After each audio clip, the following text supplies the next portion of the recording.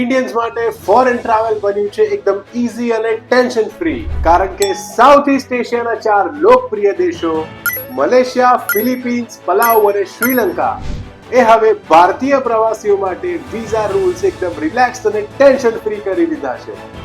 આ દેશોમાં હવે તમને મળશે e visa, visa free entry અને વિઝા માટે સુપર ફાસ્ટ પ્રોસેસિંગ.